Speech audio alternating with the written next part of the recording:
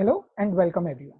This is a demo class for paper 4 of CA Foundation Business Economics and Business and Commercial Knowledge.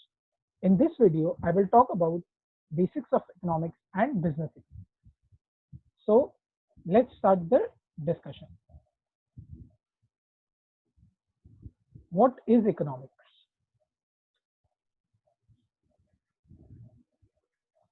Economics is the study of how we work together to transform the scarce resources into goods and services to satisfy the most pressing of our infinite wants and how we distribute these goods and services among ourselves.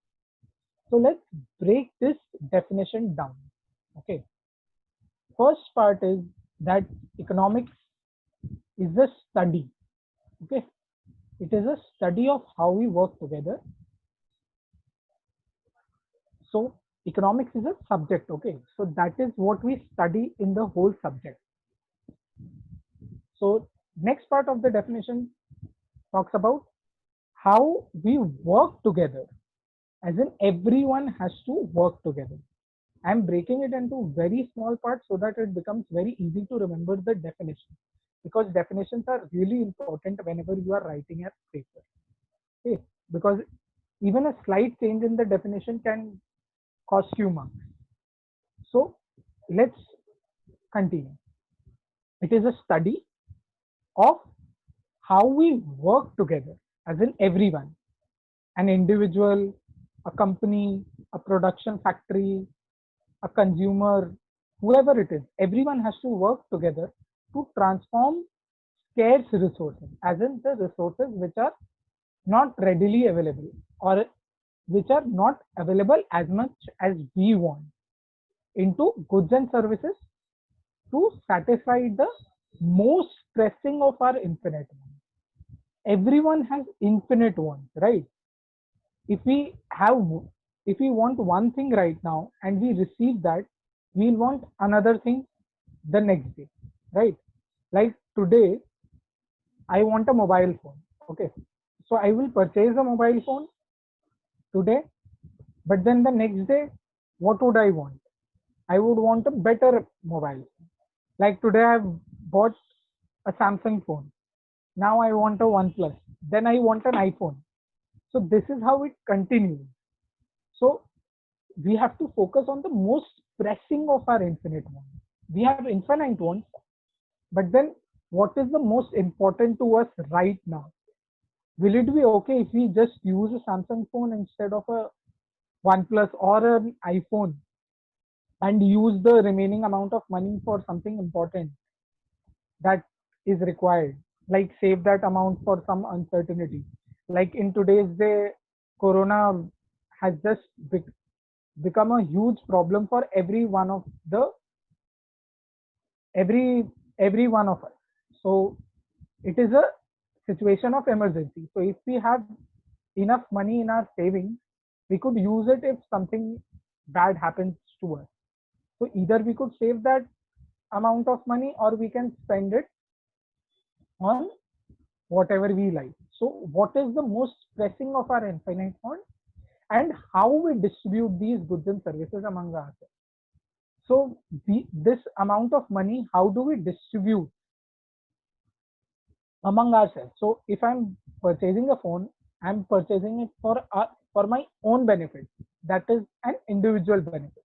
But if I keep that amount of money as savings, it will help not only me, but anyone in my family might use it for whatever they need, right?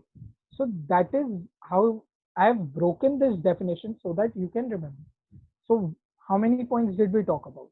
It is a study of how we work together to transform these scarce resources into goods and services to satisfy the most pressing of our infinite wants and how we distribute these goods and services among us. So 5 points in one definition. It is a study of how we work together to transform the scarce resource into goods and services to satisfy the most pressing of our infinite wants and how we distribute the goods and services among us. So where did this economics originate from. So the basics of economics we have been learning since we were a kid, okay? Because it has all started from a household. Economics, the term economics owes its origin to the Greek word oikonomia, which is a singular word, and or oikonomos, which is a plural word for household. Household, basically, every economic problem or everything we study in economics originated from our own household problems. That how do we use this? How do we use that? So economic problems have all originated from our own houses, right? So economic problems are nothing but a problem of choice. What do we do with whatever we have? That is what economic problems are. Okay, they arise because of three reasons. Number one, human wants are unlimited. That we talked about in the definition, that we have infinite wants. Howsoever we get, how much soever we get, we won't be satisfied with that. We want more. Okay, the resources are scarce in comparison to our wants. Okay. This also we talked about transforming the scarce resources, right? So we had talked about resources as scarce commodities in the definition, but here we are talking about resources are scarce, and that is one of the major reasons that we have economic problems. But resources are not scarce by themselves. Okay, they become scarce only in comparison to our wants, which are infinite. So we need infinite resources to satisfy infinite wants, right? Plus, the resources which we need all have alternative use. Okay, so this is the basic economic problems and their reasons. So the definition we talked about in the first point, is that relevant to today's world? That was a definition of old times, right? Because we are not talking about everything that economics includes. Here we are just talking about individual wants, like wise. But then individual wants, or as in just talking about wants, and how do we convert those resources to satisfy our wants. But that definition is slightly incomplete in today's modern world, right? It concentrates only at present. We are not talking about how can we increase those scarce resources. That is, we are not talking about economic growth, right? So the productive capacity of modern economics has grown tremendously. Whereas in the definition, we were talking about the resources being scarce, but then the resources in the current scenario have been ever increasing, ever expanding. It's not stopping, right? So population is growing, so labor force is growing. We so we are increasing our labor sources. So this is one resource which is increasing. We are finding new sources of raw materials, like different mines are being found every month, every day somewhere new resources are being created. So this is where the scarce resources come into the picture. The scarce resources are increasing day by day, but then they are not increasing as much as our want. If we are increasing the resources, that does not mean we can satisfy all our wants. But then this part, the growth of resources or growth in resources, wasn't talked about in the first definition.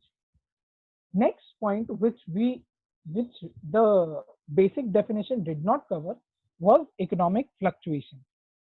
That is, the resulting growth in production and income has not been smooth. Whatever increase is happening in the resources or the productivity, it hasn't been just smooth, as in it hasn't gone straight.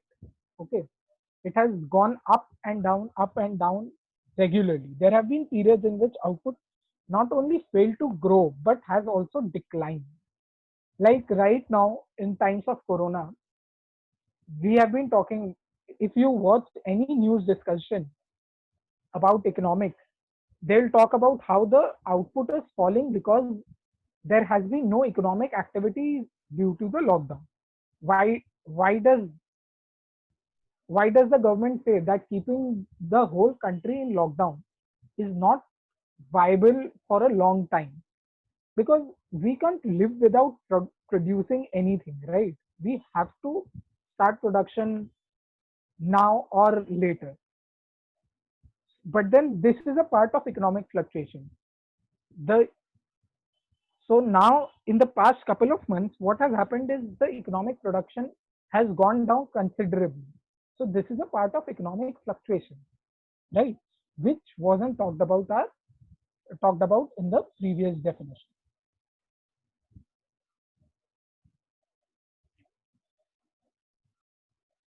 Economics therefore concerns itself not just with the crucial concern of how it allocates its scarce productive resources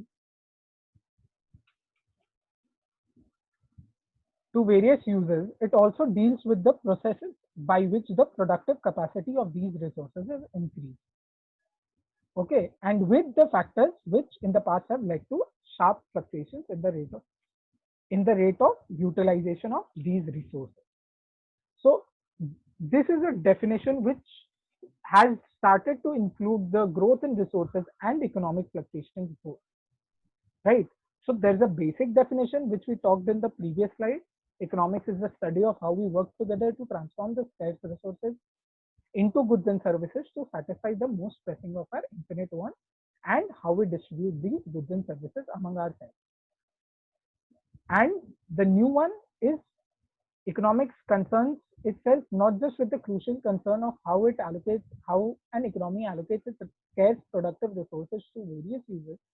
It also deals with the processes by which the productive capacity of these resources is increased, and with the factors which in the past have led to sharp fluctuations in the rate of utilization of these resources. Okay. Now, this is the basics of economics. How is business economics any different? Any different? Business economics may be defined as the use of economic analysis to make business decisions involving the best use of an organization's scarce resource. So, business economics is not talking about economics as a whole, as we were talking about there, that everyone wants to do this. We are just talking about an organization's scarce resource. How an organization take their decisions to best use their resources, right? So what they do is use economic analysis to make these business decisions. We'll talk about these economic analysis and how they help in taking business decisions as we move forward with the syllabus. Okay.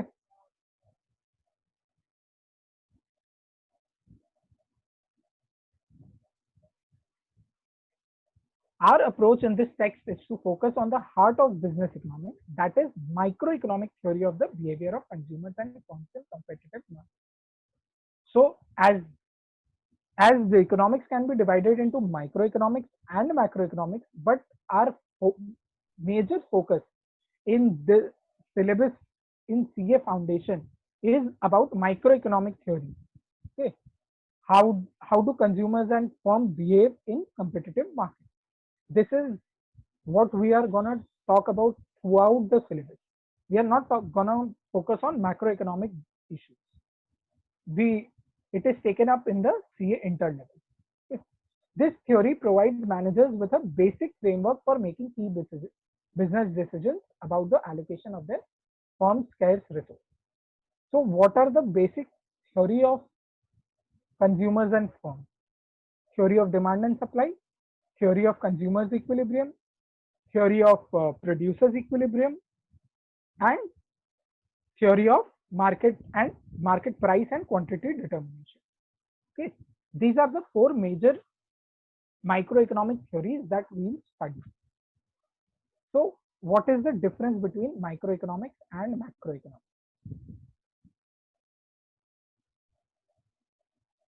Microeconomics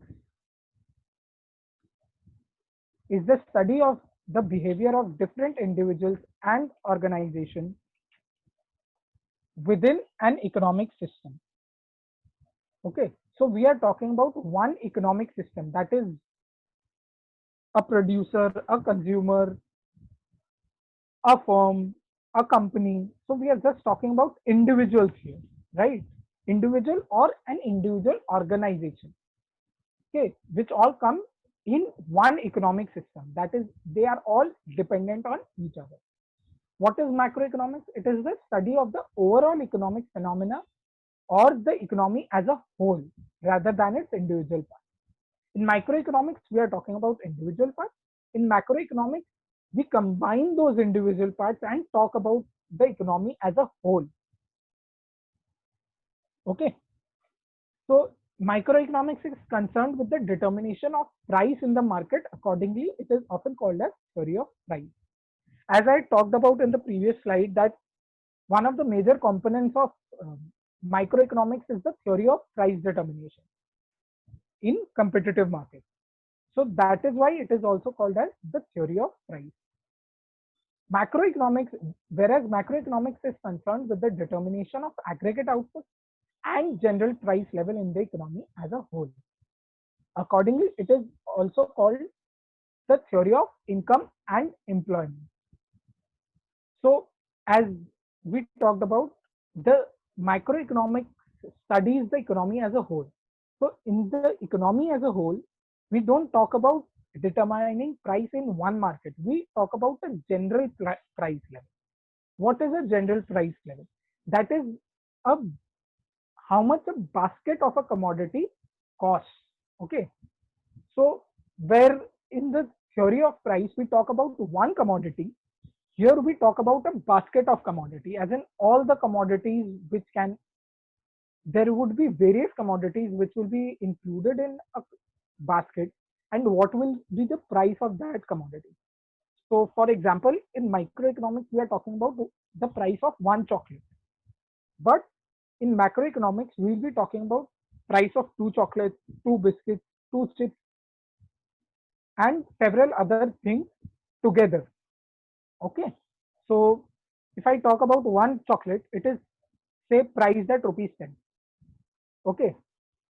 So that is the theory of price. That is microeconomics. What do we talk about in macroeconomics? General price level. We talk about a basket of commodity, right? So there were two biscuits. Let's say the biscuits were costing 5 rupees. So 5 plus 5, 10. Okay. There were two chocolates, 10 plus 10, 20. So 20 plus 10, 30 rupees for a basket of this commodity. Basket of these commodities. Okay. So that is what general price level is concerned about. And determination of aggregate output. If I'm talking about output in microeconomic level, we are talking about just how much chocolate we have produced. Here we are talking about how much chocolate, how much biscuits, how much chips have we produced. Okay. And how these production and price level generate income and employment in our economy. Okay. So what do we mainly study in microeconomics is product pricing, consumer behavior, factor pricing, the economic conditions of a section of people, behavior of firms, and location of industry. Okay. So product pricing is nothing but, as we talked about, the theory of price determination. Consumer behavior is nothing, how a consumer behaves in a certain way given his income and choices of products. Okay. So that is what we'll talk about in consumer behavior.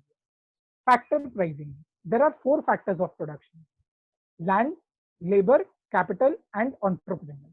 So these are four factors of production, and how are these priced is what microeconomics talks about. Okay. So how much salary would the labor get, or wages would the labor get, how much rent can land generate for you, how much profit can an entrepreneur earn.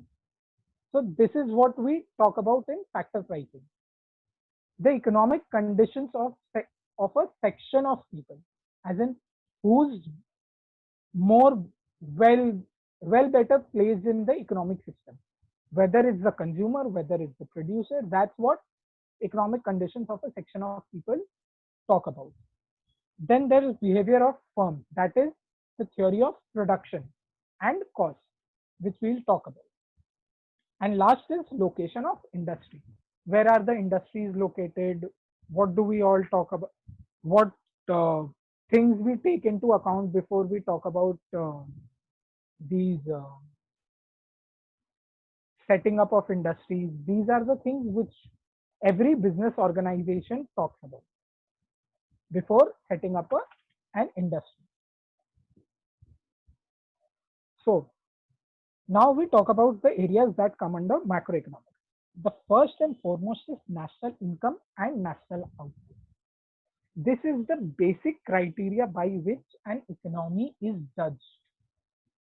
That what is their GDP is the major criteria, right? GDP is a, so whatever we produce, that is where our income is generated from. Okay, so national income and national output are synonymous at macroeconomic level. Okay, so GDP is one of the major economic aggregate by which national income and national output are measured. So that is a major criteria from which we judge how an economy is performing. Next is the general price level and interest rate. So we talked about the general price level, whether it's increasing or decreasing. An increase in general price level is inflation, and a decrease in general price level is deflation. This is just a basic idea of macroeconomics that I'm giving to you, because we'll not talk about this much as we go through the whole CA foundation syllabus. But as an economics student, you should have these ideas. What is inflation? What is deflation? What is GDP? If we are talking about it. Next is balance of trade and balance of payment. This is one part of economics which I can say is known as, is related to international economics. This is also studied at inter level. Okay, so this is all we'll talk about in macroeconomics. So nature of business economics. As the chapter was named nature and scope of business economics, we'll talk about nature of business economics. Okay, first of all, we say business economics is a science. What is science? Science is a systematized body of knowledge which establishes cause and effect relations. Okay, so what are cause and effect relationships?